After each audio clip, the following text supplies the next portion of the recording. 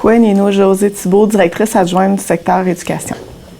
Kwe Nbohuradote Note Washat Macmalutenam, Marceline Charnish Tarnarahan, directrice du secteur de la santé.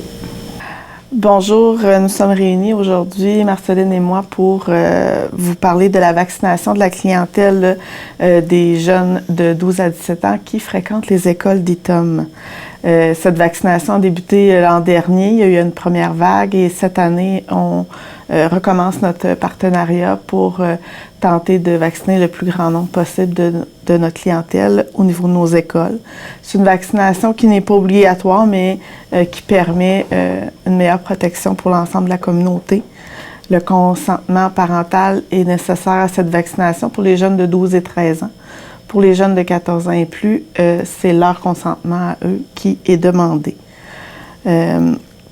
Évidemment, les avantages de la double vaccination, c'est le passeport vaccinal. Le passeport vaccinal, il permettra aux jeunes de nos écoles de participer à des rencontres inter-écoles. Donc, si on pense à nos jeunes qui font partie des équipes sportives et qui font des compétitions pour le RSEQ, c'est une preuve qui est demandée pour participer à ces événements-là. Donc, c'est important que les jeunes soient bien conscients que s'ils n'acceptent pas d'être vaccinés, ainsi que leurs parents, qu'ils ne pourront pas participer à ces événements-là, qui sont souvent des événements très agréables pour eux. C'est évident aussi que c'est une protection supplémentaire lorsque les jeunes sont dans des endroits restreints. Pour cette vaccination-là, encore une fois, on prépare un service d'accompagnement des jeunes en autobus pour les salles de vaccination. Donc, ça sera vraiment préparé. Les jeunes seront accompagnés par des gens qu'ils connaissent à l'école pour leur première dose pour certains, pour leur deuxième pour d'autres. Et c'est vraiment quelque chose qui est organisé là, en collaboration avec la santé. On a déjà les listes vaccinales, donc c'est évident que les parents seront appelés, seront convoqués par différents moyens par les gens des écoles pour consentir à cette première ou deuxième dose. Comme cette vaccination-là est prévue pour le 14 septembre, soit très prochainement, la semaine prochaine, les appels devraient revenir rapidement pour avoir consentement, soit parental ou du jeune, dépendamment de l'âge de la personne à vacciner. Donc, j'espère que vous répondrez en grand nombre. Je cède la parole à Marceline. Merci. Merci, José. En fait, pour poursuivre un peu les indications concernant la vaccination scolaire contre la COVID-19, on vaccine, comme on a procédé au printemps dernier, on va vacciner dans les 2 salles communautaires. Donc, les horaires, les cliniques de vaccination, à partir du moment où on a les consentements, sont prises en charge en collaboration avec l'école. Il y a des intervenants qui vont accompagner vos jeunes lors des cliniques de vaccination. On procède à la vaccination en informant les enfants sur les informations relatives à la vaccination. Il y a aussi un feuillet d'information qui vont vous être remis.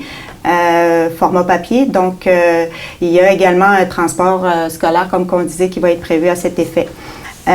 Pour ce qui est de la préparation au niveau de la vaccination pour le jeune, c'est les mêmes que d'habitude. On est habitué de vacciner au niveau de la vaccination scolaire ici à Ouachita-Maluthénam. L'enfant peut porter un gilet à manches courtes, ça peut être pratique.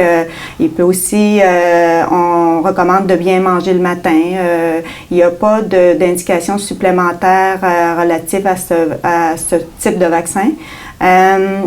C'est important, comme José disait, il y a plusieurs effets positifs, je dirais, là, concernant le fait d'être vacciné adéquatement, c'est-à-dire d'obtenir les 2 doses.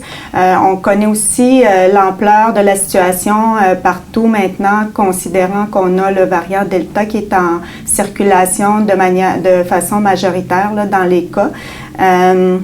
Donc, c'est important, on croit que c'est important là, de vacciner le plus grand nombre possible et pour l'enfant, mais aussi pour la communauté en général. Donc, pour nous, on considère que le vaccin présentement est le moyen le plus sécuritaire là, pour se protéger contre le virus. Là.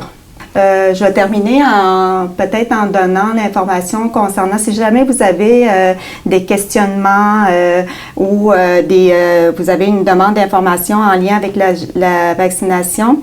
Vous pouvez contacter l'infirmière COVID 418-409-7784 pour avoir des informations supplémentaires. On continue aussi à inviter les gens à se faire vacciner. On a des cliniques de vaccination dans les salles, dans les centres de santé également, pour les 18 ans et plus. Donc, on vous invite fortement à vous vacciner. Ça, nous, je maintenant. Merci. Merci.